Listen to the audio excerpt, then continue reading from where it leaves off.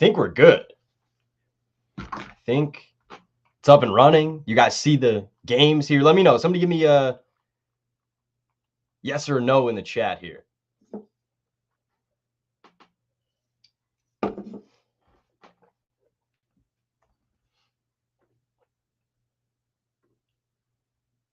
me pull up this other spreadsheet here. Let's go, Gus. I appreciate it. Thank you, Gus. Zach, what's going on? Good to see you, buddy. I'm Stanek. Dweezy Dub. What do I not even like? I'm Stanek.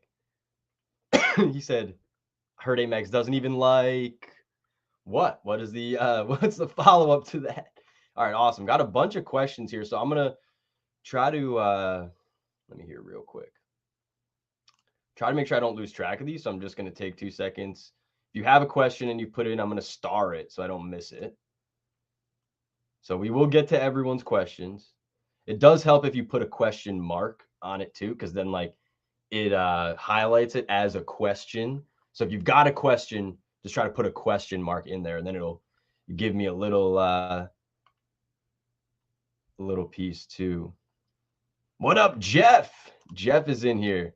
Good to see you, Jeff. Yeah, I tried to and then the other Jeff. I don't know. I was trying to answer so many questions, man, and there was just way too many questions. Way too many questions. This is a great question from Tim. I could talk about that. So I don't know the exact numbers on it. Truthfully, it would be something good to look at, the profitability of playing like the 2+ total bases on those days that, let's just say, it cashed. What's, how many times have we gone for like it's a home run that cashed it, or a triple, or 2 hits that, 2 doubles? And yeah, if you played 3 and 4+ at plus money on those days, would it be, better, or just obviously in addition to, adding on to, would it be good if you just, instead of playing 2, play 2, 3, 4, something like that? Yeah, the thought there, I guess, on Carroll is that to get 3 total bases, he's going to have to hit that triple or home run, right? So it's going to likely either be 2 at bats or something that's a higher total extra base hit. So my thought is, when he hits the home run, I'm going to be a little bit disappointed that I've only got 3 instead of 4 as well. And even 5, he could go, what about 2 for 4 or 2 for 5 on the game with a single and a home run? I mean, that's 5 total bases. It's really not out of bounds for a guy that's, in a good matchup here against Tomoyuki Sugano. So I do like that. Thank you, Zach. I appreciate you letting me know I'm good on both. That actually helps a lot. So thank you. And Sports Savant, of course, happy to pop in and talk some more baseball. Hey, I'm here all the time now to talk baseball, man. So that is my job. If you could, I'm about to get started, but if you could subscribe to the channel, that would be a huge help. If you're here, just hit subscribe. I know liking the video is great too. If you can like the video, we have a bunch of comments that always helps, but subscribe. I think I'm at like 84 or something. I got to look at the number now, but I was trying to get to 100 at least. If I get to 100 subscribers, that I guess that's got to be the first milestone, right? Get out of the double digits, get to triple digits, then we could talk from there. So, all right, cool. Yeah, Jason hopping in. He said bonus stuff from Amex. D Johnson. You're right. It absolutely. Hey, to get to 5 total bases, just well, you're talking about 3, but to get to 5, you could have a couple of doubles and a single, or that triple and a double. Like, there's a lot of ways that you could get to that without hitting a home run. And like we mentioned, the matchup against Sugano, I read the numbers off on Early Edge. It really does make for a good spot to play Corbin Carroll.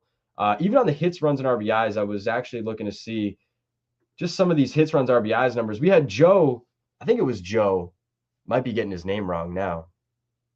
No, it was Steve, whose birthday it was. I apologize, Steve. Didn't get your name right there. By the way, the Corbin Carroll hit run RBI is 2.5, or over 2.5 would be plus 117 on DraftKings. I kind of like that too. He projects near 3. He projects really well, especially at home here. It's not like you're in Coors Field for this matchup anymore. But he asked about the Reds, the two Reds players, Ellie and Spencer Steer. So I don't know if he's going to show up, but wow, Amag's live. Yes, I'm live. I don't know if he's going to show up, but at least wanted to mention I really like JJ Bleday. I think that's actually who I like more than the other two that he mentioned. Not that I dislike them, don't get me wrong, but I'm trying to get to the left side in this matchup. I'm trying to get to the left side against Leahy. When you look at Leahy, he's actually been solid against righties. It's the lefties he's really had the issue with. Why is he not popping up now? Here we go. My eyes were deceiving me. Leahy, when you look at like the per game numbers too, he's been really solid in May. Only 2 earned runs in 16 and a third innings, but 13 hits in there, 9 walks, so 22 base runners out of those 16 and a third innings. I wouldn't be surprised then if the left on base numbers are probably too high. I guess we could dive into. I don't even want to try to dive into it because I'm gonna have to section it off and filter it by just the month of May. He was much worse in April is kind of the point, though. At least 2 earned runs in each of his starts. He had 3 earned runs in 3 straight to finish out the month, and he was really just like a 5-inning guy. So getting to 6 innings last time and allowing 1 earned run, maybe he's coming around and he's going to be a little bit better in the future. I guess I'll have to see if he's doing something significantly different over the last 3 starts versus the rest of the season. But when you look at him against lefties, it's a 337 average against 33 hits and 15 walks in 23 innings against left-handed batters. So against righties, it's a 217 average, 18 hits. Basically the same sample size, 23 innings and 22 innings for lefties and righties. But lefties have 33 hits and righties have 18 hits in the same sample size there. So the thought really is just, I want to get to the left side. There's also 15 walks for the left side versus 5 to the righties, 4 home runs to the lefties versus 2 to the righties. I mean, every which way, this is a better matchup for lefties. So yes, Ellie De La Cruz, I did like, but I think I really like JJ Bleday on the hits, runs, RBIs for a great price. MGM might even give us a better price if I look here real quick. And then I want to get into everyone's questions. I've starred. Jen says all the Reds are banned. Hey, did I break 100 subs? Hey, I'm Stanek. That's awesome if I broke 100 subs. I'll have to look at it after. That's sick. Thank you, guys. Thank you. I really appreciate that. Trying to make sure I think I have everyone else's questions here. I'm so used to listening on Saturdays when I'm chasing the kids around. So while working is nice. There you go, Gus. Got to ask the customers to leave you alone, though. That's awesome. Dweezy Dub, just subscribe. I appreciate you. And then he says, hey, Mag, feed the people. First at bat K's. Well, here, while I'm finishing starring everyone's number or questions here, and I think I've got them all. What about David Fry to strike out tonight against Christopher Sanchez? I really don't love the strikeouts for him, I got to say. But David Fry has been pretty abysmal against these lefties. I mean, a 32.5% strikeout rate against lefties here. And I get that Christopher Sanchez has been better against lefties, but still, he's got no problem against righties. Even even over the last 30 days or so, it's still near 15% swinging strike rate against right-handed batters. And you look at Fry, the last start that they had against a left-handed, or the last game that they had against a left-handed starter, that was the last one that he started. It was the 18th against Framber Valdez. He struck out 3 times in that game, 0 for 5 with 3 Ks. So I'm thinking maybe David Fry. I actually didn't look to see what the price would be. They're going to give us plus 155 on MGM. I don't dislike that. I was hoping maybe it'd be a little bit better, but I don't dislike that. So that was the very first look at a strikeout that I was looking at. He said, I'm going to unsubscribe. At some point, somebody else would subscribe. Then it's a losing battle at that point. You're uphill without a paddle. Friedel, Big Cheesy says, plus 143. Yeah, just got to see where he's going to hit in this lineup. I know they move him around a bunch, right? So like projecting to hit 9th today. 9th for the home team is maybe kind of some of the point of that price as well. very likely he would be pinch hit for if a lefty comes in. He's like the first guy they'd be pinch hitting for. So there's that, but I don't dislike that at that price. All right, I got a bunch of questions that have been starred. So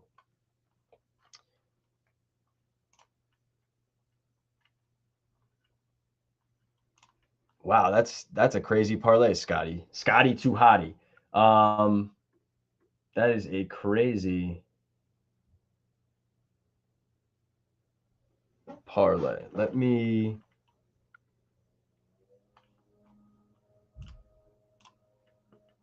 Oh, I do have it over here. Okay, nice. I think I can screenshot this too then.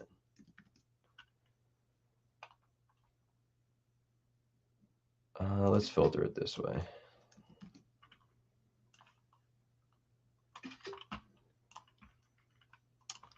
I'm just loading up a couple images in here so I can pull things up. Nope, that's not what I want.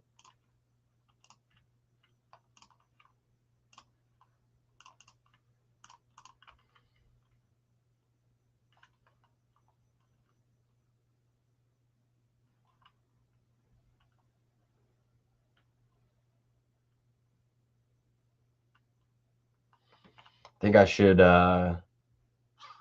oh, I can see them in oh, that's perfect. Okay. Cool.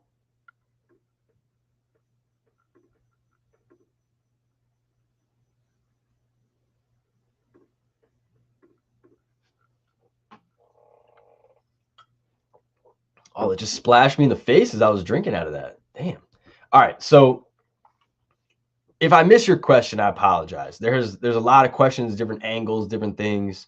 I know we already talked about this Philly game. It's one of the earlier ones, so we will get to that in just a moment. We do have a question here on the Cubs game, though. First game of the day, 220, and I already mentioned that Kevin Roth's system here, his overcast system to project, you know, not mainly home run hitting, but I feel like that's what a lot of people use it for. He also has like over unders on here, runs, strikeouts, that kind of thing. But the strikeouts remains like pretty consistent, and I don't really think that the weather is like super specifically impacting the strikeouts. But like home runs, that's a huge thing. Obviously, everybody loves to bet on them.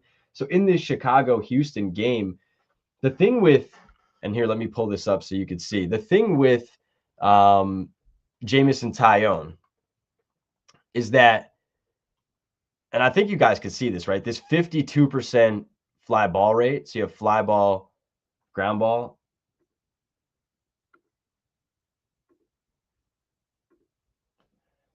So I guess I could have just pulled the specific sheet up, but this is fine too. So I have it by swinging strike filtered here, but the fly ball rate is really the issue. So Tyone, when he pitches, you see the 20.8% home run to fly ball rate as well. When he pitches, the first thing that I look at if he's in Wrigley is like, what is the wind doing? Because if he's pitching and that wind is blowing out, like he's probably going to have some trouble. You're likely to see some overs and the home run overs. But in a day like today, where it looks like that wind, according to this, Kevin Roth has it at 15 miles an hour, 56 degrees. It's a negative 38% versus the average in terms of a decrease, a bump down to home run hitting. And when you look at the park, if you just kind of isolate it, okay, but besides looking at MLB average, because Wrigley on both sides, both helping and hurting is what's the word I'm looking for? It's very the impact is very heavy based upon the wind. It's the most wind impacted ballpark in baseball. So maybe let's not look at the average. Let's look at just over this ballpark. It's still minus 36% over the ballpark. You're projecting 1.5 home runs per game in this environment versus an average of 2.3 home runs per game in a neutral weather environment, but in Wrigley Field. So to me, I mean, that's like the first thing I'm going to look at and say, okay, well, then Tyone should probably be okay. Those fly balls he's going to give up, majority then stay in the ballpark instead of being pushed out of the ballpark or helped. So that's a huge bump down. That's very helpful to him. So that would be like a lean to the under. And then we've also already talked about, I mentioned, how about a lean? I played it for half a unit plus 375 on MGM for no home run. And what you do is you go to player props and under first batter to hit a home run under player props on MGM, it has plus 375 for none. So there just isn't a player to hit a first home run in the game, is what you're saying. Major Wave in the building. What's up, Major Wave? Thank you for popping in, bro. Subscribe if you have not, Major Wave. I appreciate you. Plus 375, half unit, no home run. You do get a guy in Jameson Taillon, like I said, who's given up a bunch, but hey, it's the best environment for a guy like Taillon to stay under on the home runs. And let me see here if this is super specific. Wow, that's an incredible picture when you type his name in Google. If you want, type in Jameson Taillon into Google. You're going to get that bald head picture. It's crazy. 5 home runs allowed last start, but then, the start before that, it was 5 1/3 innings, no home runs. He's had, when you look at starts this year, only 3. Now, only 2 without home runs, only 2. But again, this is like the one environment where you could say, hey, you know what? Probably no home runs. If you look against the Angels in early March, it was just actually first start of the year. No home runs allowed, 4 2/3 innings, 4 walks, but you're getting 14 miles an hour wind in from center field and 44-degree weather early in the year against an Angels team that has popped a bunch of home runs. But in that environment, it was tougher to hit them. Very similar here today. 15 miles an hour, mid 50s. So that would be one where the plus 375 is actually, for this environment, this weather, way better than you would generally see. Like we've seen some that were like plus 170 when you're getting this wind in from Wrigley. So it really is that you have a guy like Taillon on the mound that's hurting you. Now, I think Iragedi has had some issues himself as well. If you look at the fly ball rate here, what's Iragedi at? So Iragedi's at a 40% fly ball rate. So similarly, you have 2 guys on the mound that have given up some home runs probably. Actually, Iragedi hasn't. So that's why the home run to fly ball for him is super low. Am I on the wrong line here? No. The home run to fly ball is super low at 2.7, but the fly ball rate at 40% is higher than his ground ball. But only 1 home run allowed for him this year was against the Yankees in 7 strong innings too. So there really should be no worry from the Iragedi side. I wish you could take stuff like that for like the first 5. We'll see what happens here. Obviously, full game. Astros bullpen has kind of been abysmal, so hopefully they don't give up one late. But plus 375 to the no home run or the under was kind of the way I was looking at it or leaning in that first game. I didn't have much else. I wouldn't be surprised if Iragedi lasts a bit longer, whether it's the weather helping him, keep some balls in the yard or whatnot. I think that he could last a little bit longer and actually grab some strikeouts. So also this, over 4.5 hits, I wouldn't be surprised if he gave up 5 hits and just lasted a little bit longer there too. So Dweezy Dub giving us that one. Dweezy Dub giving us that one. I also got some other. Can I place an Oasis? Can I play an Oasis album in the background? Jen, I can I be honest? I'm sure I've heard Oasis songs before. I wasn't about to butt into that conversation and just say, hey, I've never heard Oasis, but like, I don't think I've ever, like, I'm sure they're like out there. And if you told me a song, I'd be like, oh, all right, like that. Not even told me because I wouldn't know the title. If you just like played a song, I'd probably know it. But yeah, I'm not off the top of my head like, oh yeah, that's my favorite Oasis song. No, I'll just stay quiet. I couldn't tell you. What about so I think I'm maybe a little bit younger than some of you guys. What about Drake's new album? I'm listening to Drake's new album. I've been liking that. Okay, Wonderwall, I know. Wait, Oasis is Wonderwall? I feel like I like their music then. I might have to dive into an Oasis album in the next day or two here. Drake, I've been listening to a lot of Drake. I think an Oasis Might be an oasis actually from that music. All right, second game of the day. We did have already a mention of JJ Bleday. We had some other questions here, so let me unstar this one so I can clean things up for myself here. Let me look through any other Reds questions. If you got Reds questions, ask them now. I know we talked about Bleday. We already talked about Ellie and Steer, how some folks liked them. I see I'm standing here. He says, here's my 3 plays. I think he means Bleday here. He corrected himself in the chat later, I saw. So Bleday over 1.5 total bases. Plus 130, yeah, I do like that, right? He's kind of been, when he's been hitting, it's been like extra base hits, right? It's been home runs, it's been RBI doubles, what have you. So I do think that's a good one. And we can't play hit run RBI on the Sportsline website, so maybe that's one that I think about playing on the total bases. Now, remember though, if you're going to play total bases, at least in my opinion, just check how the pitcher is against lefties for walks. Check how the batter is for walks. We know, we already mentioned it, Leahy, I think it was 15 batters walked in that whatever sample size, and it was much more than the righties. So play the JJ Bleday for 1 walk as well, because I wouldn't be surprised if one of those at bats you lose is to a walk. Let's see real quick what the price would be on the JJ Bleday walk. Plus 119 for a walk. So, hey, maybe throw a half unit on that. What about plus 800 for JJ Bleday, 2 walks? Like we said, Leahy, far worse for the walks against lefties. And Bleday is first off a guy that's been really hot. You don't want to mess around with him. You don't want to make mistakes.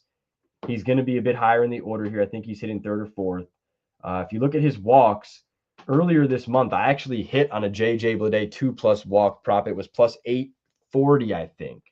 Something like that.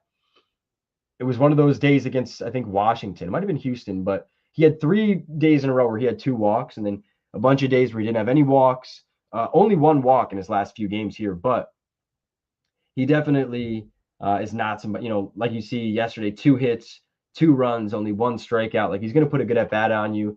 He's not a guy that you want to mess around with. At least, man, he's been super hot, hitting 300 in May here. 21 hits and 71 at bats, 11 walks, 19 RBIs, 5 home runs, only 13. He's got 19 RBIs and 13 strikeouts in May. Think about that.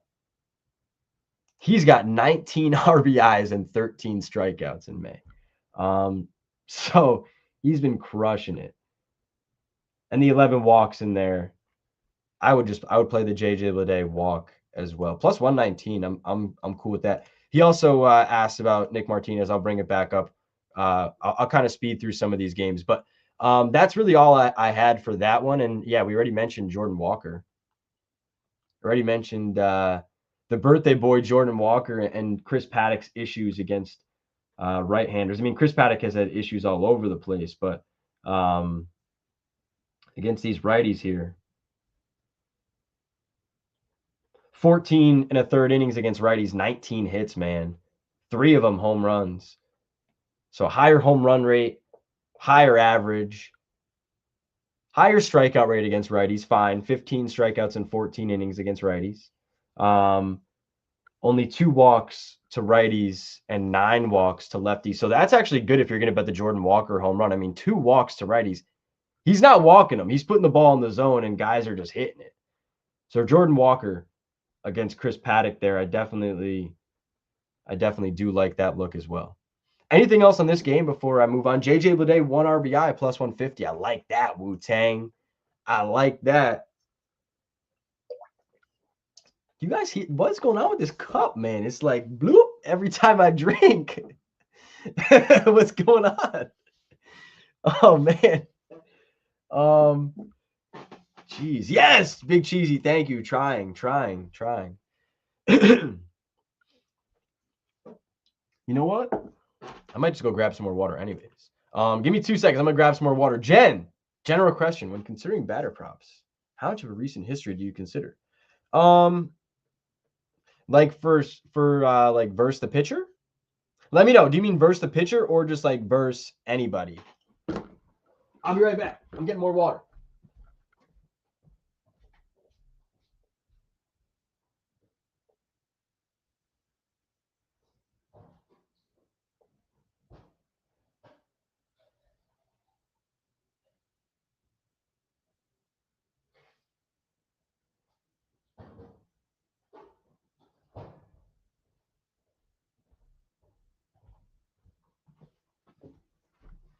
Bloop. That's funny, Big Cheese. He said bloop. Man, when I sat down, it's like an earthquake. Just in general. So it's kind of twofold. If I'm looking at just how like hot they've recently been, probably about 2 weeks, 14 days or so. Like just over the last, 2 weeks, how have you been? So that kind of covers you. Like you're not going to get a guy that's been on a 14-day road trip, right? They have some home and some away splits in there. You're not going to get a guy that faces like a significant number of lefties if you do 14 days. If you do 7 days, they might have faced 4 lefties or 3 lefties. Like sometimes a guy that might be like the way worse side of his split. So if you're going to do breaking it down like that for hitters, I think 14 days is good. Just you kind of generally stay away from like just giving yourself things that are going to kind of skew you. Even going as far back as maybe a month. Say like how are they been doing in the last 3 weeks, and that fourth week is kind of like whatever. But 2 to 3 weeks. Team wise, though, I always say this: if you're looking at numbers against lefties, like you need at least a month, because a lot of times these teams are not facing enough lefties. Like you need at least, let's say, 300 to 350 plate appearances if you're looking at team stats. So it's like, oh, this team has been terrible against lefties. Well, yeah, but you're talking about how they've been against lefties in the last 2 weeks. Like they faced 3 lefties. Like who cares, in my opinion? You know what I mean? I think that there's definitely something to be said about specifically those lefties too. Like not, if you're looking at sample sizes, your sample size is not big enough if it's not like a month. So if you look at right now, it's May 22nd. If you said back to April 22nd, for most teams, I bet you they're over 300. Close to. Here you go. Okay. You get the Padres with 172 plate appearances, 26% strikeout rate, 59% WRC plus against lefties. It could be just a scheduling thing where they face some teams that don't have a ton of lefties. They've missed their lefties. Or it could be, hey, San Diego tends to run out a really heavy righty order, and we can kind of maneuver things around where we're not going to have our lefty face them. So sometimes teams are known to be like super heavy to one side or the other. Like the Nationals can get really lefty heavy. If you look at them today, I think that the Nats here against Bryce Elder, I think they're projecting 8 lefties. They can even get 9 in there sometimes if the whole lineup be left-handed. So there's some teams that skew really far one way or the other. But just in general, like about 300 plate appearances. So if you're looking on Fangraphs, like Colorado's got 302, Pittsburgh 191, Miami 291, 283 Miami, 302 for Detroit, 313 for Baltimore, 295 for the Athletics. Everybody's kind of close to 300, even if they're not. Maybe it's 250. 172 is really low. So I would say maybe I wouldn't look as intently or take those San Diego 26% strikeout rate, 59% WRC plus. Maybe I wouldn't take that to heart as much. I wouldn't utilize that as much just because it's a smaller sample size. I might, for San Diego's case, bump it up to say, what are they since like April 15th?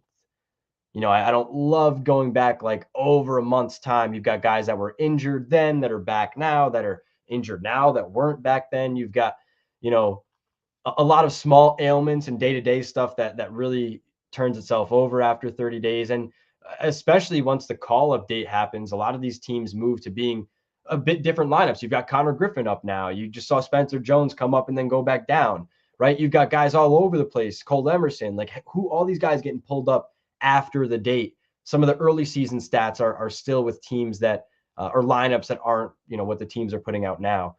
So in general, that's how I look at some of those starting points. If you pull San Diego up an extra week, it only gets you to 207. So they really have not had many plate appearances against lefties. At that point, I might start thinking that, hey, 26%, and you still haven't faced a bunch of lefties. If you go up against a Chris Sale or somebody like that, you might actually really struggle because you just don't have the timing down facing a bunch of those lefties. So stuff like that is generally the way I look at it. Righties, if you want to say, hey, how is a team against right-handed pitching? The last 2 weeks is usually fine. Just make sure, like I said, you don't have, like Acuna's back now for the Braves. He wasn't back for the last 2 weeks. So like those numbers don't include anything Acuna would do today. They're not as predictive, in my opinion. Yeah, great question, Dweezy Dub says. And I always like talking about stuff like that. So thank you. And somebody asked how I look without a hat earlier. I feel like I'm all right without a hat, but I if you want to see me without a hat, I don't wear a hat on HQ. I'll be on HQ, CBS Sports HQ tonight, around 6:30ish, I think. JJ Bleday, 2 walks, by the way, is plus 800. So I put a little bit down on that. Why not, right? Like you put a quarter unit on plus 800. You're getting back 2 units for a quarter unit. I've put a quarter unit on, I've spent quarter unit on like some really bad snacks from the grocery store. Tell you that. So a plus 800 little sweat, because you know what? If he walks in that first at bat tonight, Bleday, like the rest of the game, you're gonna have a cash out. If you put $10 on it to win 80, your cash out's gonna be like 45. Like you're gonna immediately get a chance of like, oh shoot, like maybe well, I guess maybe be more. It might be closer to like 30 something, because you'd probably be looking at a mixture of what the price was for 2+ and adding in some of your potential, risk now that the sports book takes on, because now you're significantly closer to getting that second walk. So they're probably trying to buy you out for maybe like a 10 to 15% extra, but you'd still have a nice little cash out decision on your hands. And as I say, I bet it. I'm literally trying to bet it right now, so give me a second. DraftKings plus 800 on it. I'll throw a little bit. I mean, what is $5 even gonna get you back $40? Like, why not? All right, Dweezy Dub got a question. That's perfect. All right, so I'm gonna go to the Phillies game and then to the Yankees game. The only real thing I'm gonna say about the Phillies game here is that Jay Simone from our Discord, excuse me, he's going to the game tonight. So he's pointed out that this is Christopher Sanchez bobblehead night. And I love a good narrative. I love a good angle. Christopher Sanchez bobblehead night. Why not, right? Why not a great start? I got to say, the projections on the strikeouts really don't love him. And when you look at Cleveland, against these lefties that they've faced, lefties against the Guardians, Framber 3 strikeouts in 5 innings, Abbott 2 strikeouts in 5 innings, Detmer 6 in 5 2/3, Prelip 6 in 5 innings, Reagan's 4 in 3 innings. I think that might be the start where he got injured, potentially. 5 in 5 1/3 innings from Jacob Lopez. So like even Chris Sale 6 in 6 innings. Nobody's like booming this line. None of these lefties are really going well over this line. If you want to look at Chris Sale as maybe like the benchmark for somebody similar, or even like a Cole Reagan, somebody similar to a Christopher Sanchez. I mean, Christopher Sanchez great this year. If you look at these numbers here on the swinging strike for Christopher Sanchez, second on the board today at 14.5% so far this year. DeGrom leading the way at a nearly 17% is great. Going up against the Angels tonight, that's kind of why you see the price and the number on DeGrom at 7.5. You've got to bet the juice on the 8th strikeout. Not fun to bet that one, but I wouldn't be surprised if he goes up. But Sanchez, as good of an option as anybody. And, a near 30% strikeout rate as well. So he is chasing those strikeouts. Not like he's just getting a bunch of early count swing and miss, and then he's not really chasing the strikeouts. He is, he definitely is. And even as a 3-pitch mix, changeup, sinker, slider, like he's been really solid. The changeup though, near 50% whiff rate. So yeah, Christopher Sanchez maybe on record a win. Christopher Sanchez for like the F5 if you want to go like Phillies minus a half a run. I do think Gavin Williams gives up a few runs at some point here in the F5, and I would not be surprised if Sanchez is really good. So I like that. And like I was saying, the strikeouts, I just wish the price was better on like the 7th strikeout for him. If I was getting plus odds on the 7th here, like I would be happy to take it. But even when you look at those benchmarks, like Reagan's was barely, he was 4 strikeouts in 3 innings, just over a strikeout per inning. Maybe he would have ended with 5 or 6 innings of work, and let's just say, 5 or 6 strikeouts. That seems about right because that's right where Chris Sale was. I wouldn't be surprised if Sanchez has like 5 strikeouts in 5 innings, 5 and 6 innings even.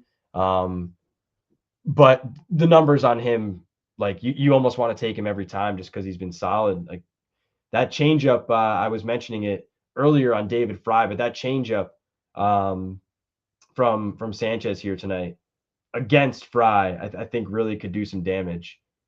And the 3 strikeouts for Fry against Framber Valdez as a very recent benchmark for him against a lefty, a guy who really doesn't strike out a ton of batters. Just now you go up against a guy who is much better with the strikeouts. Hoskins and Fry right in the middle of that order make for the best options if you want to take some strikeouts. But you look at the rest of the numbers, it's Kwan 14%, Ramirez 7%, DeLauder 12%, Martinez 10%, Bazana 20%, Hedges 11%, Rocchio 10% for strikeouts against lefties so far this year.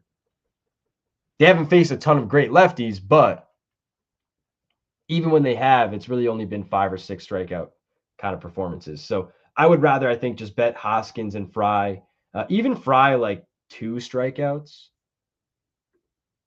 I think 3 strikeouts is going to be a pretty crazy number, but I don't want to get to 3 just because I almost like worry maybe he doesn't stay in the game. But 2 strikeouts at plus 153, I wouldn't mind throwing a little bit down on that too for David Fry. All right, let's go on to the next one. And good luck if Jay Simone is out there somewhere. And thank you, Jen. I appreciate that. I try to help out. I hope that talking about the sample sizes, at least the useful ones, in my opinion. Other people could tell you totally different. But in my opinion, that's kind of what I look at. Yeah, Fry over 2.5 strikeouts plus 780. What would happen if we had 2 JJ Bleday strikeouts and 3 David Fry strikeouts? Somebody's going to send me that slip and be like, you paid my mortgage off. That'd be nuts. All right, Yankee game. Let me take a sip of water before I mention this. So, Garrett Cole coming back. The Scranton Wilkes-Barre Rail Riders, Somerset Patriots, and Hudson Valley Renegades. So they're single, double, and AAA farm teams, which are all in the kind of local New York, New Jersey, Pennsylvania area. All of those are away, and they've been away for like 3 to 4 days now. So Cole would have had to wait 10 days to pitch if he was going to get one more rehab start. So at that point, plus with the Max Fried injury, I think that they really were like, fuck it, we're just going to bring him up. Kind of need somebody to eat up 5 innings, even if that's all we get from him. Maybe he gives us 6, but like they were already talking about on the broadcast last night about like the post game about how they're likely to limit Garrett Cole today. I don't know if that's really like widely available actual information that Aaron Boone has given out, but that's what they were talking about on the Yankees post game last night. And for a couple of days now, even as they've mentioned Garrett Cole and him coming back, they continued to mention every single report from the Yankee side of things and beat reporters was that Cole was going to get one more rehab start. But I think just the way that the number of games fell, it was silly to make him wait 10 days to pitch that last rehab start. So it just, in my opinion, this probably makes for that last rehab start. The Yankees are like, look, it's 1 game in the full season as well. Like, it's your ace. He got up to 86, 87 pitches last time. He was at 77 the start before that. So like, he's got the number of pitches. He performed well last time. There's kind of no reason to make him wait 10 days for another rehab start when it's like, so because he keeps mentioning this, Cole, and they ask him, he's like, so I could build up my base, like his base of pitches. But I mean, you're at 77, 86, like you're getting there. So I think at that point, they're like, we're just going to bring him up. It gets him back in the building. It gets him in the building now. They could do it like kind of after that last start. So he could be in the building with them. And be here for an extra 4 to 5 days, really, if he's not waiting that long period to start.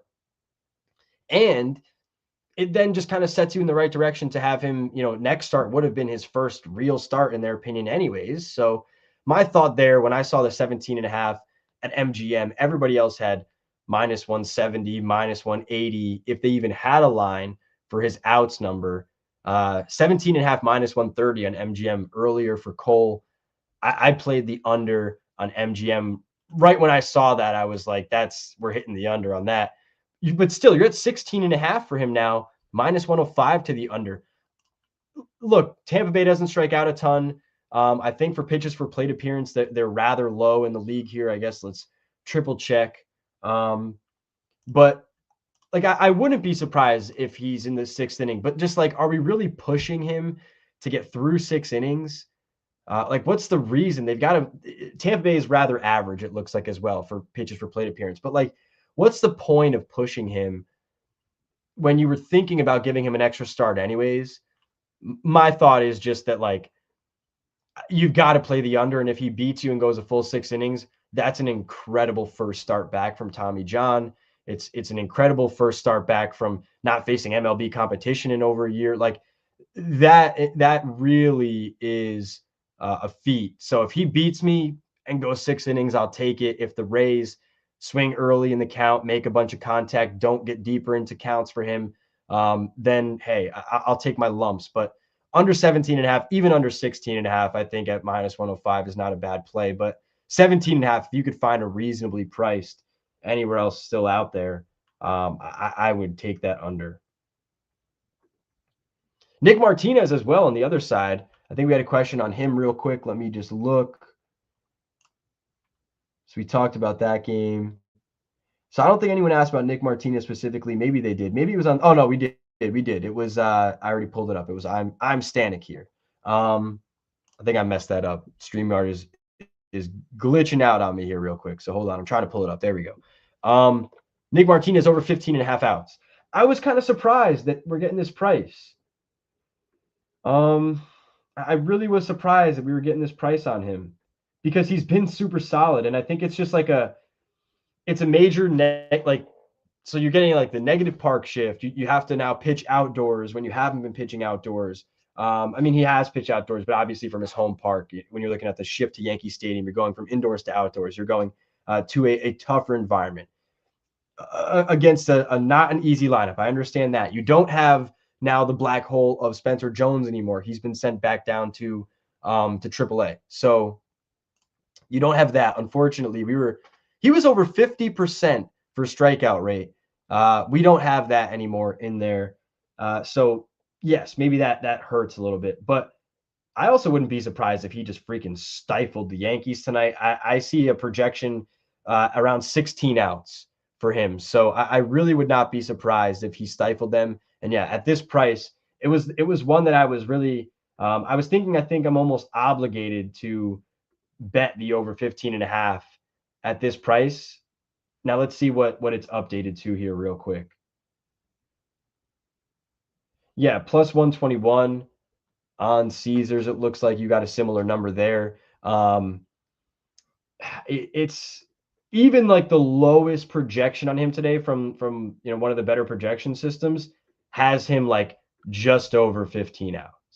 So it's like the projection that hates him the most today still has him, I guess technically not going over, but still has him at least completing 5 innings. I would be shocked if he doesn't get into the 6th inning and he's pitching well. So you're going to need him to get blown up. And hey, the Yankees lineup over the last 2 games has not looked like a team that's going to blow anybody up. Yesterday, a putrid effort. The day before, same thing. I get that they, you want to say they faced you savage, the tough opponent, fine. But you faced an opener and a few bullpen guys yesterday. And I actually was saying from the start that I liked the approach and the bullpen guys they were going to use because they are solid. So, like, maybe we can't put that against them, but geez, man, there's really no reason to be backing the Yankees right now. So yeah, even the projection that like hates him the most is saying it's like it's not an under. They're saying it's a pass, basically. My number specifically is just over 16. Fangraphs has him almost to 17 outs, 24 batters faced. I think that's a pretty good look at plus 120. No significant split to really talk about either on that to look at hitter props, but if you want to, I guess I wouldn't hate trying to attack on him there. All right. Next question. So we got that one out of the way. We do have a Brandon Lowe question. I guess I can't tell you no. That's the only thought. Gossman, real quick.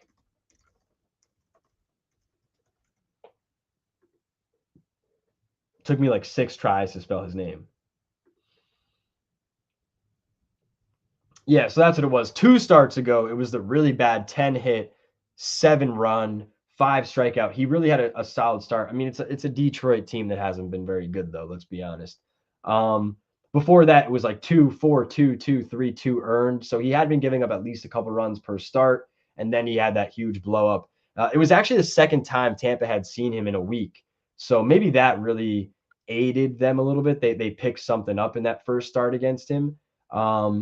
So then he comes back against Detroit, a team that hasn't seen him all season. I don't even know if they've seen him recently last season. So I wouldn't tell you no on Brandon Lowe. If you look at the split, the lefties against Gossman here, 32 hits in 33 innings, whereas righties are 19 hits in 23 and 2/3, so almost 24 innings. But 4 of those 19 hits against righties have been home runs. Only 2 out of the 32 against lefties have been home runs. So, hey, Brandon Lowe might have to do it inside the park again today if he's going deep.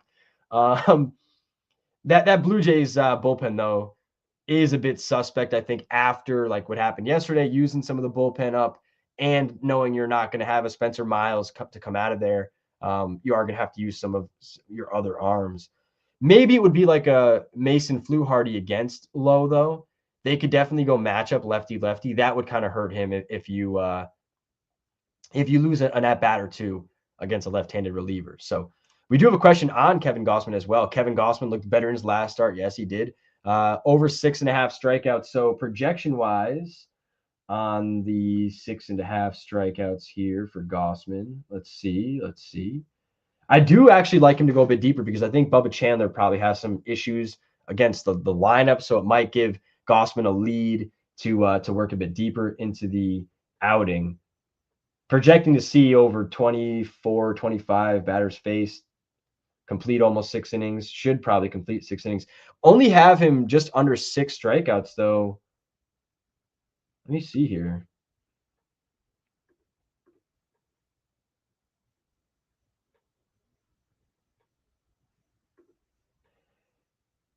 Yeah. It looks like one of the better projections for him tonight is still probably just has him to go under. So I'm just updating my own spreadsheet here to see.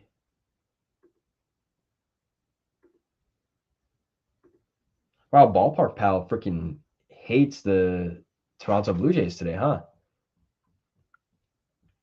So actually Ballpark Pal has his projections like that bell curve is kind of right at 5. So 6, and then you're gonna have to get to 7. Yeah, there really isn't a ton of love because my number, like I said, was just under 6. And then Fangraphs has him very similarly at 5.88. So I would say if you're gonna bet it, the only way to do it would be because I will at least give you this, right? If you're looking at right-handed pitchers against Pittsburgh, I think they've been really good, right? Let's see here. Can we just go? Hey, oh, my computer died. All right, well, I'll just do it over here. I already had it. Oh, maybe not. No, Pittsburgh. No. Okay, so I must be thinking. I think I'm thinking about Philly. No, Pittsburgh against righties last couple of weeks here under 20% strikeout rate. So that probably makes for, part of the reasoning why the projections don't really like him to go for 7 strikeout. Funny enough, though, and where was this? Hold on. What the? Why is this game? There we go. I was gonna say, I think the split is more to righties, and this is a lineup where like he's gonna get an extra righty because you still have O'Hearn out. Yeah, so you do actually lose a lefty, so maybe that's the help. But it looks like you actually might get an extra lefty though because you're gonna sit Henry Davis and Joey Bart and play Endy Rodriguez, who would be an extra lefty. So it kind of evens out. Yeah, don't love Gausman then at that point. I was gonna say maybe because you get an extra righty, it's gonna help him, but the projections are probably right on that one. Low hit run RBI from Dweezy Dub plus 100. I don't dislike that being the away team at all. The away team, and hey, you got to remember he played for Tampa Bay for a long time, so this is a ballpark that I'm sure he has familiarity in. And then I'm sure if we look this up real quick, he has faced Kevin Gausman a fair amount. He has. Wow. Let me read you the recent numbers against Kevin Gausman here, the recent at bats, really quick for Brandon Lowe. 2025 are the first 3 at bats. 2024 are the second 2 at bats here, and then we go into 2022. So I'll just give you the last 5. Strikeout, ground out, home run, strikeout, line out. Strikeout, ground out, home run all last year, and then strikeout, line out in 24. He's only hit 1 ball hard, and it was that home run, which, hey, here you go, right? It was an 0-0 count. So first pitch he saw for a home run that day, first at bat. So what about first at bat betting the home run on Lowe, seeing what happens? He might try to ambush Kevin Gausman here again. First at bat, first pitch he saw, fastball. I'm taking it. Took him out of the yard. So that's I think I got to put. And you know what? You're going to get him in the top 2 hitters here. So DraftKings probably has the line available as well for the plate appearances. I think that's probably a good sign, right? We're going to be able to have multiple avenues to look at what the price is going to be. Gausman K's ladder. He might have a pop game and go off here at home. He really might. But the numbers and the projections just do not speak to that happening. So you're just going to have to go completely against the numbers and say, look, I got a good feeling in my gut is what you're saying, Big Cheesy. All right, let's see here. Next question. So we got that one. We got the Gausman question. Trying to answer everyone's questions.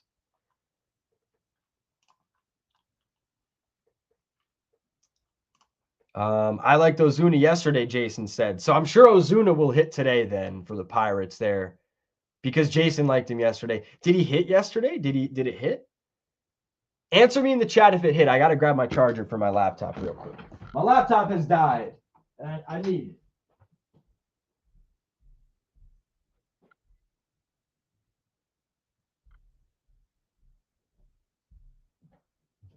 it.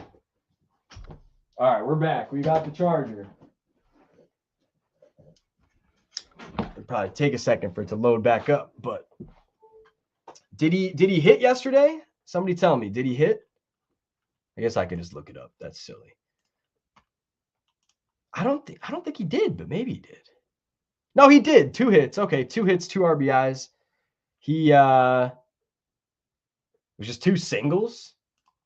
Oh, 2 singles. Come on, bro. Do something. Get an extra base hit. What are you doing?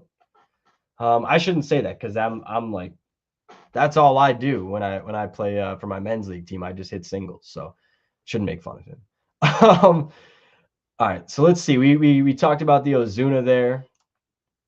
I guess I wouldn't mind Ozuna, you know, if he hit for you yesterday, Jason. Usually we say like, oh, he didn't hit for me yesterday, so that's why he's going to hit today. Well, if he hit for you yesterday, maybe you used up all your luck, right? Maybe you used up everything, and now Gausman's gonna going to crush him. What about Ozuna for a strikeout, right? We said Gossman better against righties. Ozuna, I think one of the only guys in that lineup. That's 27.5%.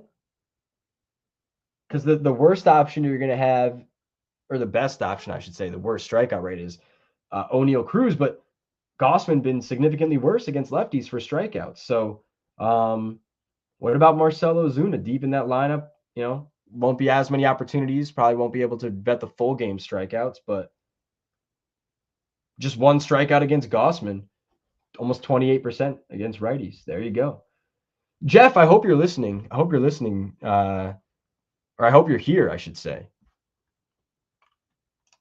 Because I've already given out a couple first at-bat strikeout options here, it looks like.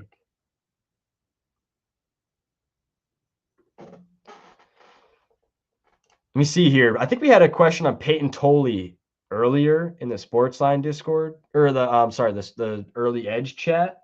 So real quick, lefties against the Twins. I think they had been really bad against lefties to begin the season, but they had actually kind of turned up of late. So Robert Gasser only went for 3 strikeouts against them recently when his number was really low too. He wasn't really expected to see 4 full innings, but he did. Only struck out 3. And I say that because the number was like 3.5, and it was kind of a question how much run he was going to get. Braxton Garrett struck out 3 out of the 4 batters he got out. 3 of them were strikeouts, but he just got completely crushed in that game. But Messick, 7 in 5 2/3. Corbin 4 in 5 1/3. Patrick Corbin, not a big strikeout guy. Shane McClanahan 7 in 5 innings. So that's going back to April 25th. So you look at the last 5 lefties that have faced this lineup. The 2 that are really good, much better than the other 3, I should say. Both got to 7 strikeouts. So Tolley on the strikeouts here, I don't dislike it. The projections had it though, where it should be priced a little bit better.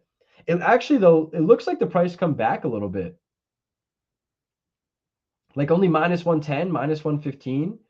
So I think for the 6 strikeout there, that makes for a better play now. Let's see. I always like to look at some of these. So Ballpark Pal does that distribution. I think I showed you guys last time. I kind of like how that looks. I'm not even going to pull it up. I'm just going to show you right here. I don't know if you could see how that it looks like a bell curve, right? So I always like to at least see that and just see how they have it distributed. And then I'll also check them with Fangraphs to say all right, what does Fangraphs think? I like some of the stuff that I do in my Excel spreadsheet, but there's a lot of stuff that's really got very sophisticated over the last few years. So why not look into it and see what they think as well and kind of just corroborate. So Fangraphs has them at 5.2. Fangraph really doesn't have much that they like there. The Ballpark Pal projections though kind of point to him going over, because I guess you're really going to have to miss here, in their opinion, to miss this number, because a large portion of where he's projected is 6, 7, 8. You're getting almost 42% of their projection is between 6, 7, and 8. And I wouldn't even be surprised if he goes up the ladder too. So I think I like the over on Peyton Tolley for the strikeouts here. Connor, I think it's Connor Prelip. Colin, might be Colin, but I think it's Connor. On the other side for lefties, let's see, lefties. I think Boston had actually been pretty solid. No, I might be mixing up the lefties and righties. They've been fine. I mean, 23% strikeout rate against lefties, but oh wow, wait, hold on. That's why that's doing that. Let me see here. I got to pull this sample size way up. That's why it was it said 60 plate appearances. That's why the numbers were looking a little funky, I think. 60 plate appearances. That's nothing, by the way. 60 plate appearances, you can't use that as any reasonable amount of time here. All right, so yeah, against lefties, last 250 at bats, a 120, 129 WRC plus with an 822 OPS and only a 21% strikeout rate. So not much to like there from the other side, I think. But yeah, Tolley is really interesting, and I think I might, if we keep seeing the number come back, I think I might have to play this. All right, and that's like I said earlier. Even if Logan Henderson doesn't get hit with some regression here tonight against the Dodgers in this 740 game, like minus 140 for the over 3.5 on the team total was just projecting as like a really good play. I mean, everywhere that I had it, it was for the Dodgers tonight, either over 5 runs by like a good margin.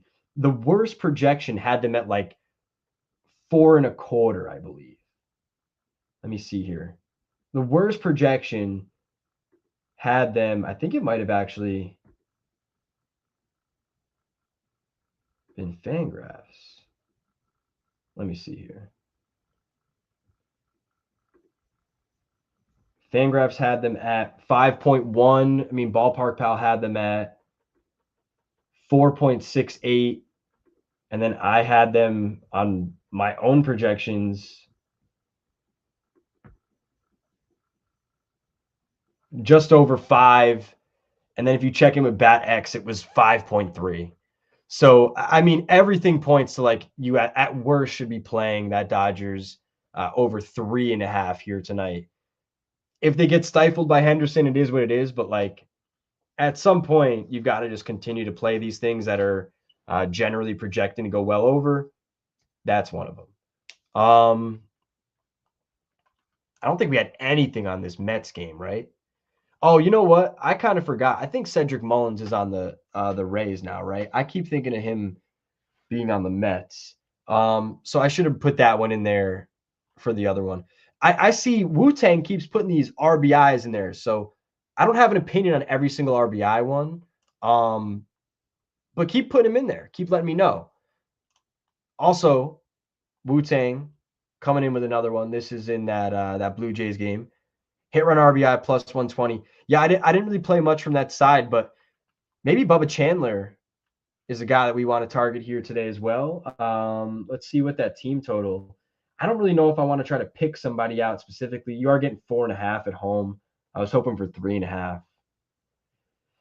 Yeah, 4.5. I think I'll pass, but I wouldn't be surprised if Toronto scores on him, puts a bunch on him. Maybe we find a way to bet his walks or something like that too. That'd be the way to go, though. I would say. Anyone got any questions in that Mets game? Because I really don't have much. I'm not going to trust Yuri Perez. Not going to trust Tobias Myers on the other side. The one maybe I will say this because I did have Soto in my hits, runs, and RBIs here today. So my hits, runs, RBIs that I was playing here today. Update. All right.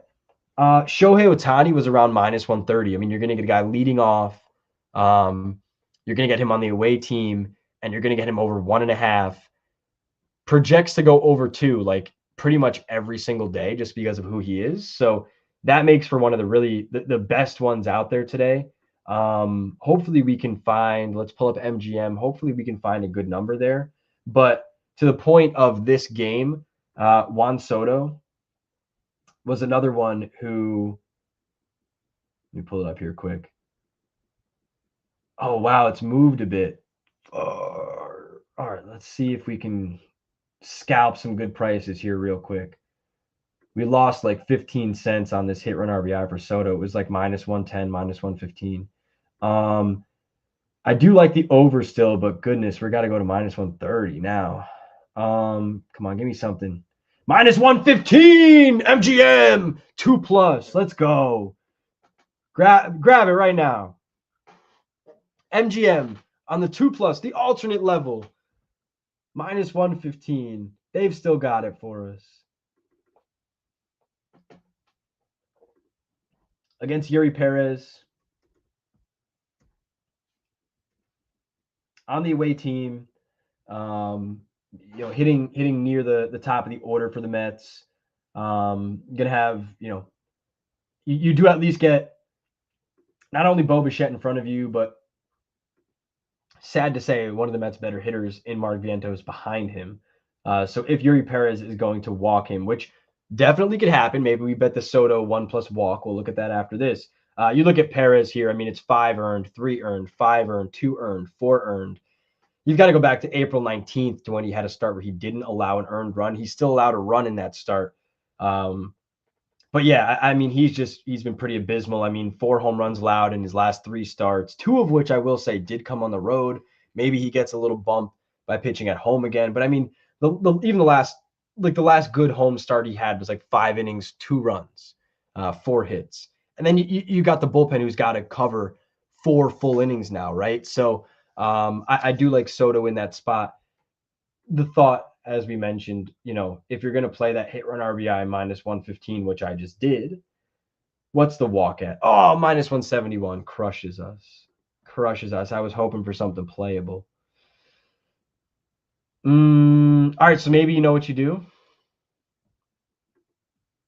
You bet the 1+ walk in the first at bat, and if he doesn't walk in that first at bat, it's going to be like +500 or something.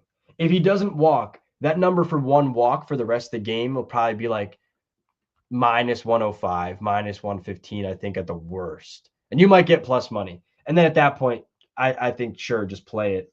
And then you're kind of covered on both sides. And yes, if he doesn't, then you would have lost a quarter unit on +500. But yeah, -115 is just too good of a price to get on Soto here today, hitting third. So PRNST. I don't want to say your name wrong, but is it like Pinterest? Nah, it's not Pinterest. There's no R in Pinterest. There is an R in Pinterest, but it's after the N, so that wouldn't make sense. Geez, that just like broke my brain. I love the Soto hit run RBI is what they said though, which is perfect. What about Ohtani total bases? Yeah, similarly, like Ohtani total bases, and then maybe look for the walk. I just think if you're betting total bases, you should always be like, oh, let me look for the walk. Or you're betting total bases on a guy like Ozzy Albies, who you can say to yourself, he walks at less than 3% of the time. Fine. I'm not going to worry about if he walks, he walks. And it is what it is. It's a very small percentage of the time. Whereas a guy like Ohtani, a guy like Soto, Schwarber, even, like, those are bigger bats that they slug a ton, but like they also are going to take their walks. And especially a guy like Ohtani and Soto, where they're a huge threat in the lineup. Soto specifically, with the way the rest of that lineup looks, they get pitched around. Now, Ohtani obviously isn't getting pitched around like as the first batter of the game, but in a big spot, he might. And very similar, Soto, just because of who else is in that lineup, could definitely be pitched around. So just look for the walk. Maybe fun little bet is like Ohtani 1+ walk and Soto 1+ walk. I wonder what that comes out to parlay wise. I'll let you guys decide and look into that. Ohtani walk is 131. It'll be like 170 something maybe. I can't do math in my head quick.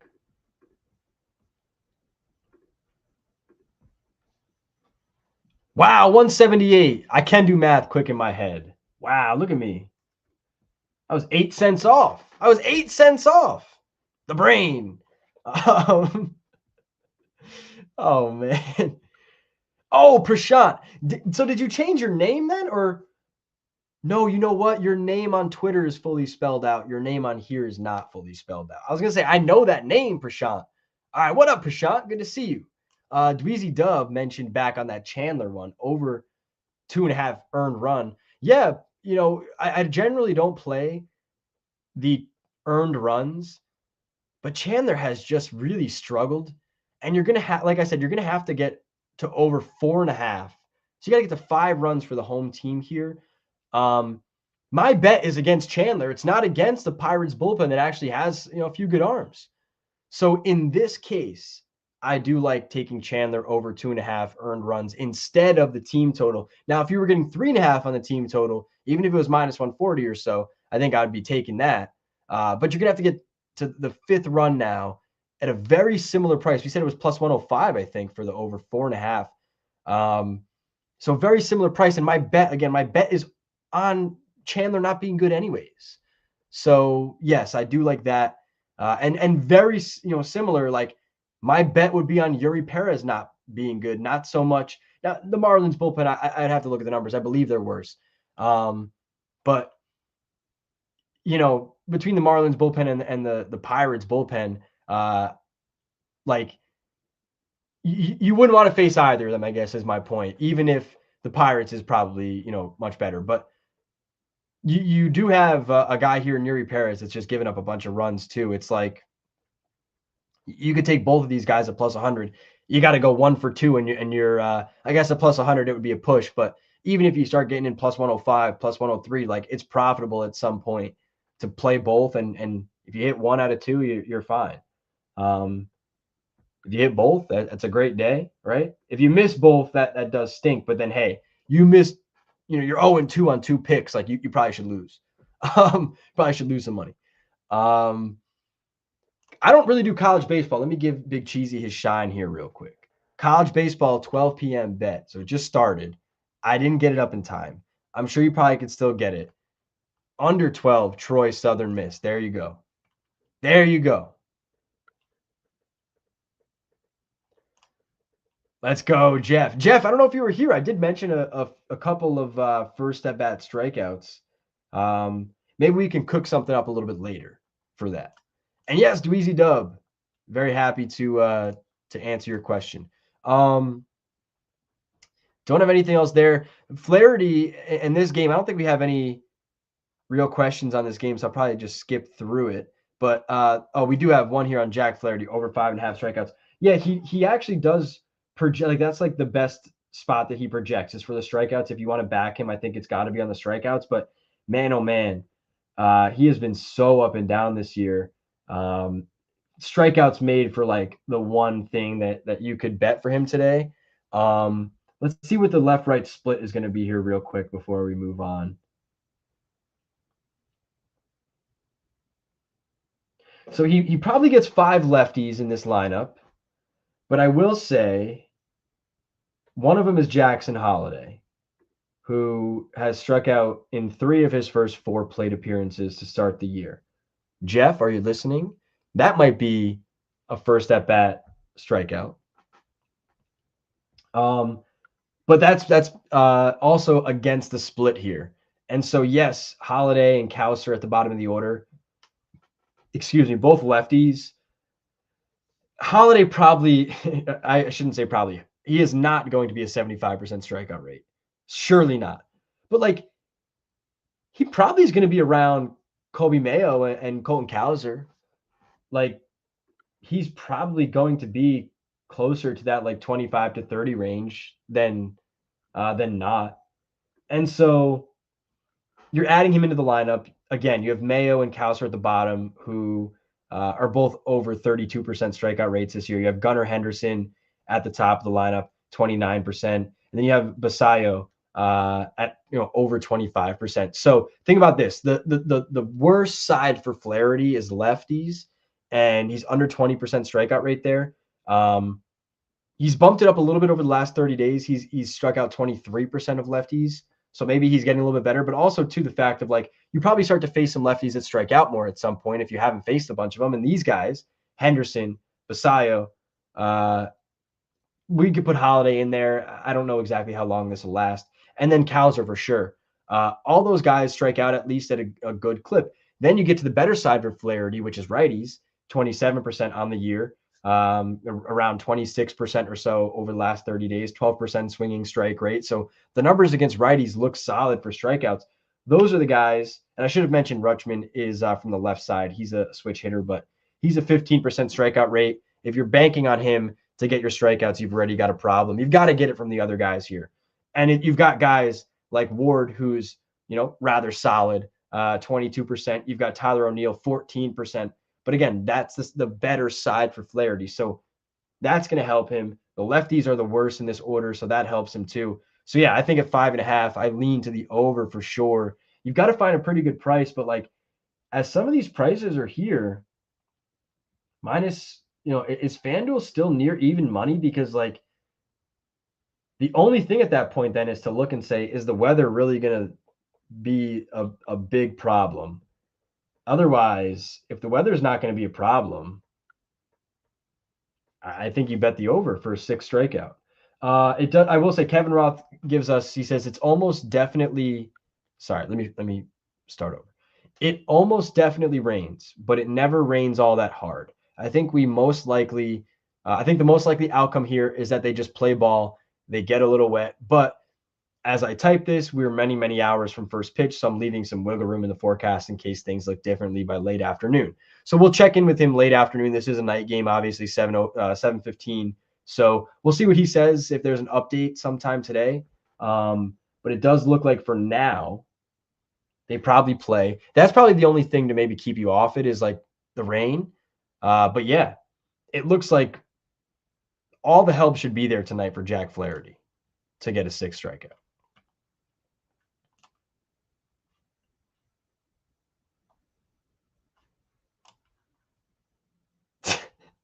Oh, this guy Jeff is a riot.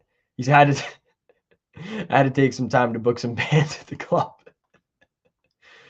Oh man. All right. Let's see what else we got here. I don't think there's anything else in that game. This one kind of just out there from Joey. It's got multiple games in it. Phillies, Braves, D-backs money line. I don't dislike that. I do side with the Braves and Bryce Elder here. At some point, Miles Michaelis is going to come in and probably give up some runs. I do side, like I said, with Christopher Sanchez and the Phillies. And then the D-backs later tonight. I did not put that on this screen here, but the D-backs later tonight against the Rockies there and Tomoyuki Sagano. I do like that as well. So yeah, plus 233, right? Plus 233. I think that's fine. Maybe, you know what? You always get those boosts, say 3-leg parlay and 25%, 50%, 30%, whatever it is. That's one that I would look for a boost because now you've taken 3 teams that you like for today, anyways. Like, there's no point to bet those types of parlays, in my opinion, without putting some kind of boost on them. There's enough out there. All these boosts are out there from 12 different sports books available in your area. I get not everybody has that many, but try to sign up for every sports book that's out there just because for none other than like they're all giving you promos every day. They want you to bet parlays because that's generally what loses far more than more money, more occurrences of losses, all of that. So they want you to bet those. So they're giving you parlays. That's one that you could get to like plus 350 somewhere. And that's great value at that point. Then I'm putting my max bet on it, all that. Run back the Logan parlay, Scott says. So what you've got, it was Logan Henderson. Who was the other? Oh, it was Logan Gilbert. They're probably going to pitch a bunch on the same day moving forward. I'm fading Logan Henderson. I think some of the underlying numbers, it's 40% or more hard contact to both sides of the plate. I mean, he gave up at least 2 runs in each of his first 3 starts, and then he had a solid start last time. But it's not like he's been like overwhelmingly good. He's been solid, but even if you look at nope, pull that back up. So, like, even if you look at some of this stuff, like it's solid for Henderson, like a 294 expected, 284 xFIP, like he's been rather solid, but it's just a small sample size. You're going up against a Dodgers team that, truthfully, and I will say this is 28% hard contact here. I was looking at this earlier. I think I might have been looking at the last 30 days in his last couple starts, but splitting it here on splitting it here on Roto Grinders has it 40% on each side last 30 days. So regardless, they only have him projecting for 4.8 innings. Fangraphs has him at 16 outs. So that's interesting. Roto Grinders really hates him here today. Well, regardless, Scott, as I mentioned, I do think there's at least some regression coming for Logan Henderson.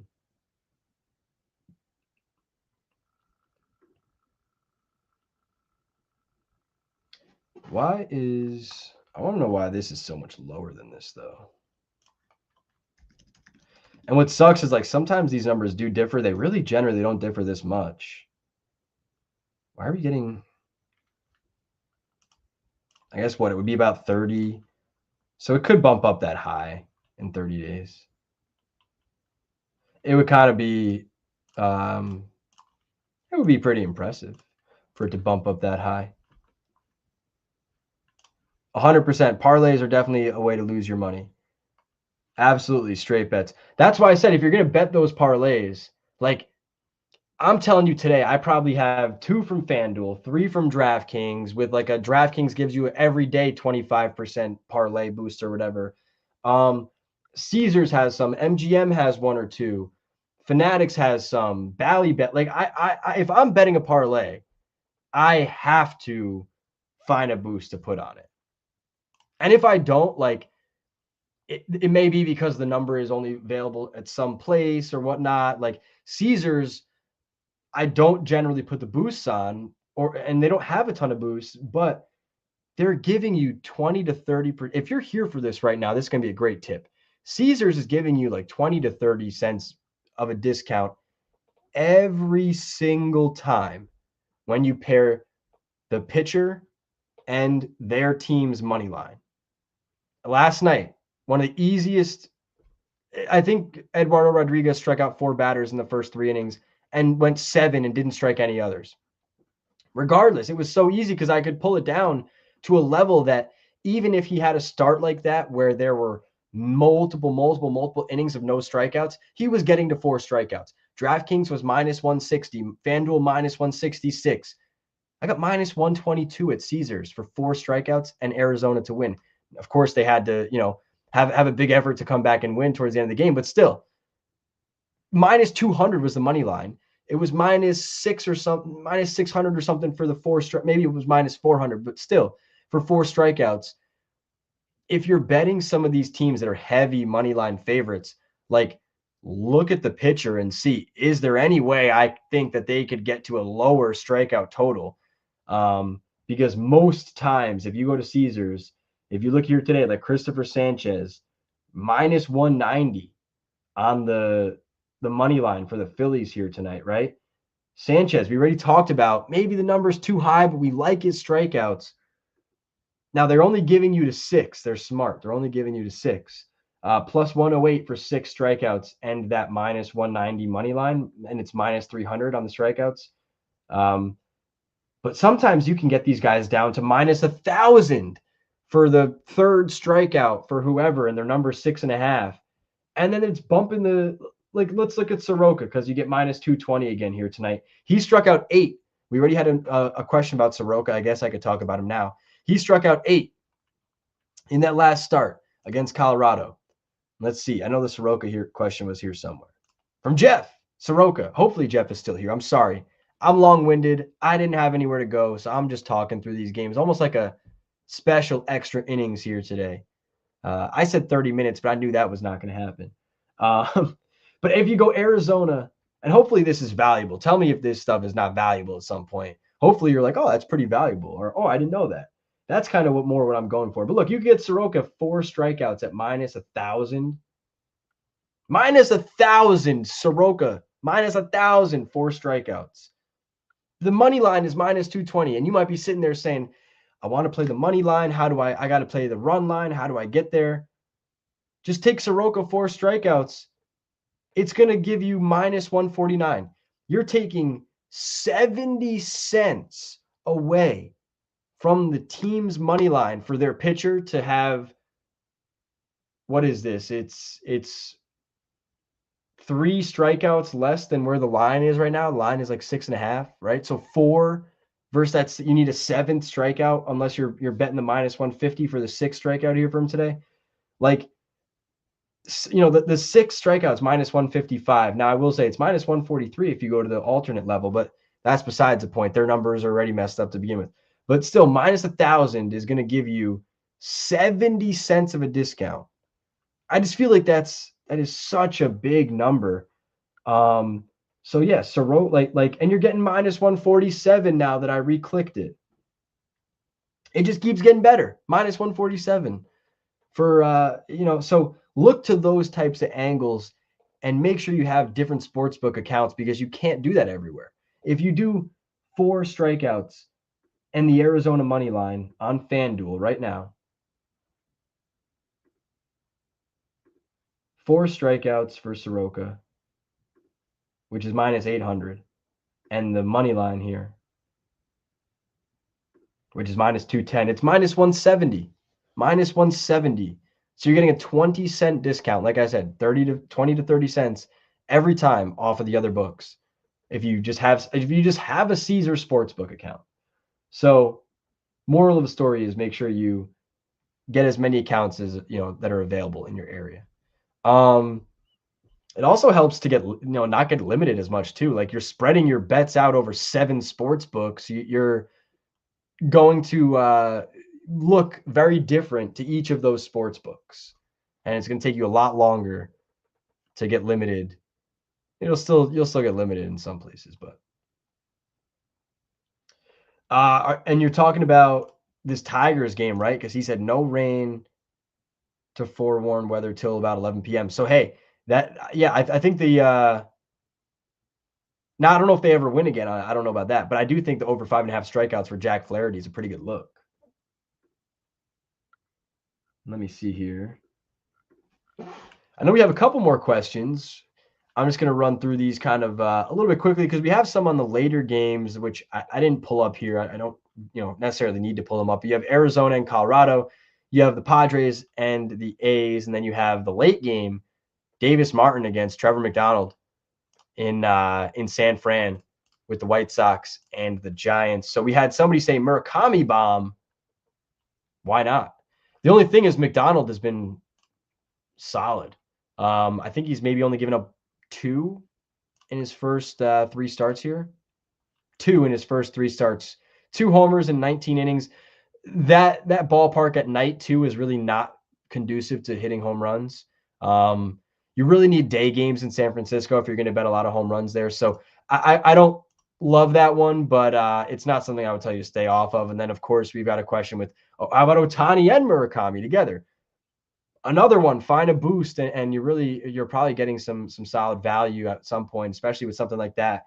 Get it up over 2,000. $5 wins you 100, something like that, easy. Nice and easy, doesn't break the bank, and you could really win, and something fun to root for. So I like that. That's fine, but yeah, it just doesn't really make in San Fran for like a great hitting environment. Not like Trevor McDonald's been bad either. So. Let's quickly mention this one. Mike Trout against DeGrom. Hey, if you want to take Trout against DeGrom, I really can't tell you no, because I'm sure you're going to get a good price here. And that's me just saying it without even looking at the price. But I'm sure you're going to get a pretty good price here if you're betting against Jacob DeGrom. Let's see, Trout. Yeah, plus money, plus 105, plus 106. I'm not going to tell you no to bet something plus money. You're going to get a guy hitting near the top of the order. He is going to be in the home team, but even if there was like some huge sample size of success, I'm not going to say like that's super telling as to what's happening tonight. But I guess I don't hate taking one of the better hitters in baseball, one of the potentially best hitters in baseball for plus odds to get 2 hit run RBI. Jacob DeGrom is likely not to pitch 9 innings, so. You got 1 hard hit ball from Trout in his last 6 at-bats, his only 6 at-bats against DeGrom. Two walks in there, though. 2 strikeouts and a hard hit single. That's all you've got. There's not a ton to go on. What about J-Ram from Big Cheesy? J-Ram over 1.5 hit run RBI. Big Cheesy always coming with some awesome plays. I don't mind taking that one. Again, it's kind of just like you're betting J-Ram because he's facing a lefty here. It's not that you really think Christopher Sanchez is terrible and you've got to get at him. It's just probably the bet on Ramirez being on the away team and facing a lefty. So don't love it, don't hate it. Anything else left in this one? Nope, we already talked about those two for I Am Stanek. And then we had a very similar parlay here from Joey Does Wrestling. Joey Joe does wrestling. Yeah, I don't dislike that one. I guess the only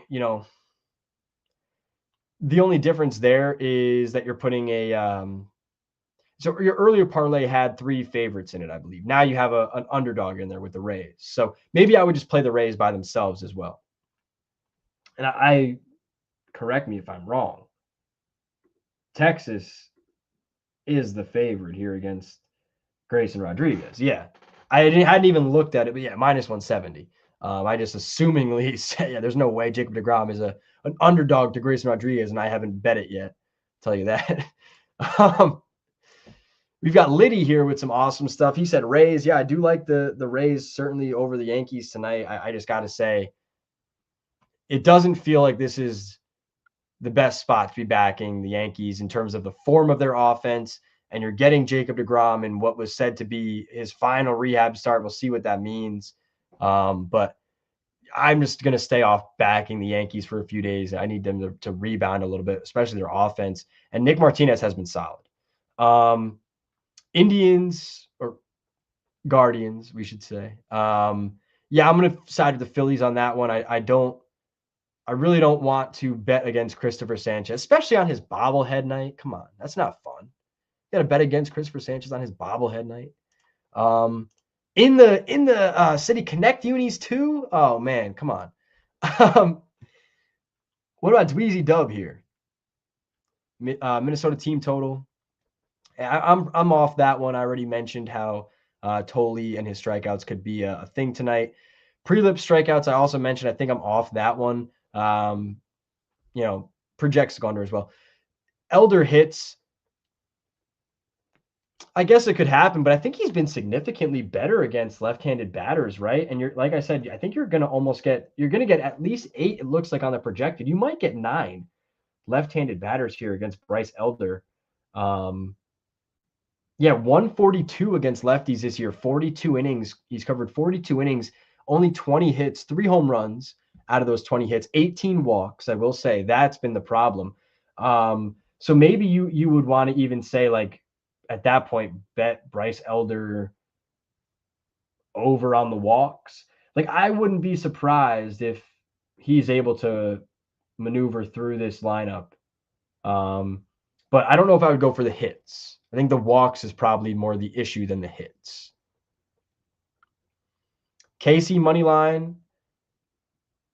Gilbert. Oh, there's so many things here. Hold on. I can't even see this.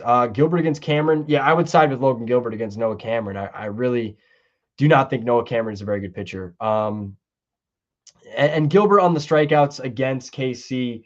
I'm going to fade that if you want the number at least, because I at least have to look at this number to see what it is. I can't believe it's going to be good. I can't believe his projection is going to be good right now. If it is, I'll be shocked. Yeah, and that's kind of why you see, like you said, minus 105. It's plus money, plus 107 on DraftKings, it looks like. Maybe it's gotten a little bit worse, but I think that's probably where you see the number going, is into the plus odds. So maybe wait on that one if you really like it, but I'm just going to pass. He projects right around 5.5 anyways. It's not like it makes for a great play. And KC really has not been a strikeout target at all. Fangraphs has him at 5.3. DeGrom, I actually don't think DeGrom over 4.5 hits is a bad play if you're getting plus 100 there, because I do think he could last longer in this game, especially if they get a lead against Grayson. Like, he could go 7 innings, give up 5 hits very easily. So I don't dislike that one. I think I like that one probably the best. And then Arizona, Rodriguez. Pretty sure it's Soroka. I think you might be looking at yesterday if you're looking at Rodriguez on that one. Yeah, it's definitely Soroka. What am I talking about? We already talked about Soroka. Real quick, Yordan Alvarez from Big Cheesy. I like that one. I think that's a very interesting look, going under on the hits, runs, and RBIs here for Alvarez. You do have, let's see here.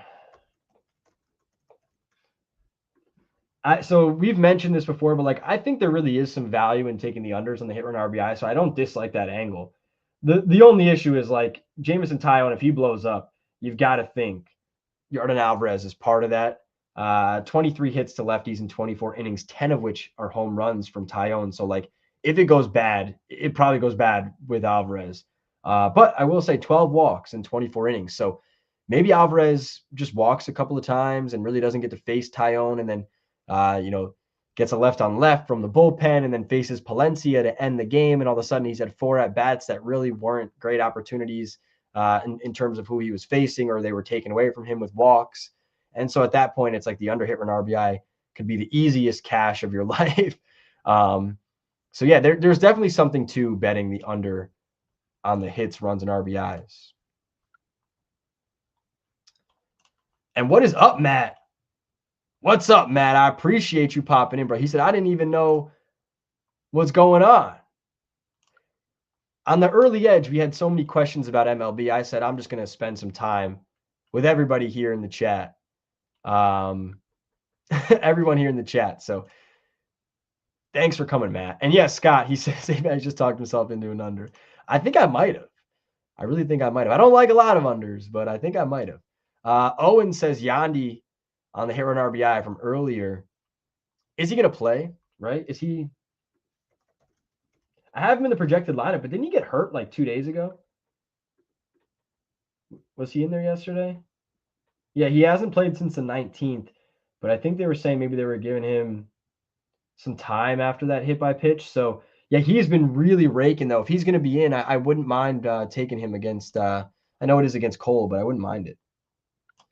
And yes, Prashant says wind blowing in at Wrigley. Yes, we mentioned that, and that's kind of the reason that I would lean to the under there.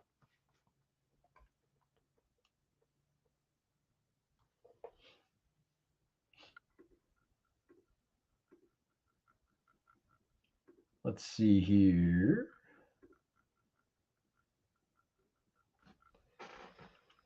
All right. Well, I think we only had a couple other questions. Springs from Dweezy Dub. Springs in that late game. I'm going to get Jeff Springs against the Padres. Yeah, I had mentioned the Padres just haven't seen, so you kind of can't use the Padres numbers against lefties because they just haven't seen a ton of lefties. Let's see what we got here. Padres against lefties here. So they scored 5 against Matt Boyd, but then they've kind of been stifled, by Noah Schultz, by Kyle Harrison, Matthew Liberatore, even Anthony Kay gave up 7 hits, but only 3 runs. Yusei Kikuchi, 6 strong innings against them. They just haven't faced many lefties, though. And I will say, out of the lefties they've faced, so they've faced, I'm not even going to count Framber and Tariq Skubal early in the year, but let's just, if we go into April, you faced 1, 2, 3, 4, 5, 6, 7, 8 lefty starters since April 1st. 3 of those have allowed at least 3 runs, and 2 of them were 4 and 5 run efforts. There's 2 in there that are 2 earned runs. So, I mean, they have kind of hit against lefties. They just haven't faced them a ton. And I think some of the numbers maybe are skewed a little bit because they've also been stifled really tough, like 6 innings, no run, 6 innings, no run, 6 innings, 1 run, 5 innings, no run. So like there's blow up starts in here against lefties, but there's also some outings where they've really just not done anything. And so those are kind of contributing to, I think, some of the numbers where it seems like the Padres are just not good against lefties. I just don't know how long that lasts, truthfully. And Springs, he's a guy that I would like to target most times. I'll give you this, at least on, let's see here, some of the expected numbers. Let's see where he resides. I think it's better than normal. Why is this like this? Hold on, please. Let me just look at it over here.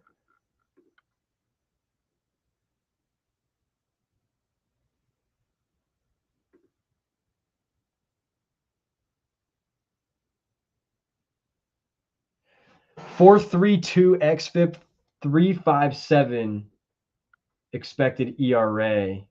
I think he's outperforming slightly on that. Yeah. Slightly outperforming the xFIP with a 3.93 expected ERA, 3.57, or I'm sorry, 3.93 regular, real, actual ERA, 3.57 expected, but the 4.32 xFIP kind of pulls him back towards where I think he is that it's a pitcher you want to fade. So as we mentioned, the under on the outs, pitcher you want to fade. I just don't love. So I've got to fade him here on the road, right? I would rather fade him at home, and I've got to fade him on the road in a good pitcher's park. Where when I get to fade him at home, it's in a really tough pitcher's park. So wouldn't be surprised if the Padres do, kind of come around against a lefty here, one that I don't think is that great. But if I'm going to fade him on 16.5, I think I really would rather be doing it at home. Sagano over 2.5 Ks. Wow. We got a Sagano over 2.5 Ks. Ask. I mean, over 2.5, I can't tell you no, man. I mean, geez, like you could get it in one inning, and he could just have that's the thing with that number. Like you could literally just have such a random pop inning, even if he strikes 2 out in the first inning, and they're like, oh damn, we didn't realize the whatever pitch is going to look that way today. Like he's not a great, he's not a good strikeout pitcher at all. But any pitcher could just randomly kind of here and there. I do lean to the over at that just because the number is so low. And then Martin over 5.5 hits allowed. Yeah, I think he lasts longer in the game too. I actually like the under. Even under 3.5 first 5, I think could be a look. Just I hate taking the under 3.5, but Trevor McDonald and Davis Martin have both been solid at keeping opponents off the board. I mean, McDonald, 1 earned run in 2 out of 3 of his first starts here. It's not like he's been bad in his previous MLB experience either. He 2 starts last year, 15 innings, 13 hits, only 3 runs allowed. Like he's been solid, at least a little bit solid in the minors. So I look to the under in that late game in San Fran. Plus, you're getting a night game in San Fran, remember. And then what about Arrighetti on the Ks? I mean, I mentioned it earlier that he could definitely go up for some strikeouts, especially if he's being, continually aided by some of the weather, potentially keeping the ball in the park, helping him stay in the game longer. The thing with the strikeouts is more just like you've got to do it against a lineup where at least this year they've got some holes for strikeouts, but they've also got some really staunchly strikeout guys. You've added Alex Bregman into this Cubs lineup, and he's a 15-16% strikeout guy. You get Carson Kelly in there today, who's an under 20% strikeout guy, where if you were to get Miguel Amaya in there, that's a 25% strikeout rate. So just having that difference of catcher definitely doesn't do us any favors. And then, yeah, everyone else, you look at Happ, 32, 33%, Suzuki, 28%, Conforto, 25%, PCA, 25%. So, there's some strikeouts to be had in here, but, for Arrighetti, it's definitely the lefties, and there aren't a ton of opportunities. So, against the lefties here, it's going to be Happ, Conforto, and, PCA are really those 3 from that side where they've got the better rates, and then that's where Arrighetti is better from. The only thing I don't love for him is it's a 25% strikeout rate, 23%, 24%, somewhere in there for lefties. But it's the swinging strikes, if they're there, tend to come, it looks like, against these righties here. Although the whiffs to lefties, I think this might just be, these numbers might just be backwards. Because I'd have to think if the whiffs are to the lefties, that the swinging strikes are to the lefties. That would only make sense. So let's pause on that for right now. But what about just taking Happ, Suzuki, Conforto, PCA. Just bet each of them for a strikeout in their first at bat and see what happens. Because if he's going to get over the total, I would be willing to bet if he is going to get over his full game strikeout total, he strikes out at least 2 of those 4, Happ, Suzuki, Conforto, Armstrong, at least 2 out of those 4 the first time through. So that's all I've got to really say about that one. All right. Yeah. Hey, any of the home runs against Michaelis, why not? Why not, right? Why not? If there's any other questions specifically right now, let me know. Otherwise, I'm gonna go get a little food, sit down to watch this Cubs game in an hour or so. I'm gonna get my dog a nice little walk right now. That's what I'm gonna do. It's a beautiful day out. Get her a walk. Post a couple pics on the Sportsline website. I'll get those out. And then yeah, let me know what y'all are thinking. I appreciate everybody popping in here today. Like I said, I jokingly said a half hour, but I figured I'd hang out for maybe an hour, maybe a little longer, an hour and 45 minutes. Hopefully that's long enough for you guys. We've talked about damn near every game, almost every game, and a ton of different angles and everything else. So, yeah, I appreciate everybody popping in, man. I really do. We've got one more here from Owen, Albies, Harris, Olson, 2 hit run RBI. Yeah, I don't dislike that one. I think just make sure you get Michaelis pitching is the thing, right? You might see an opener in this game. So, just kind of beware of that. Thank you, bro. Thank you, Elijah. Appreciate you, bro. And Matt says, best of luck, gang. Absolutely. Jeff, thank you for staying for so long, brother. I appreciate you. One of the first comments, I think, in the chat here today was Jeff.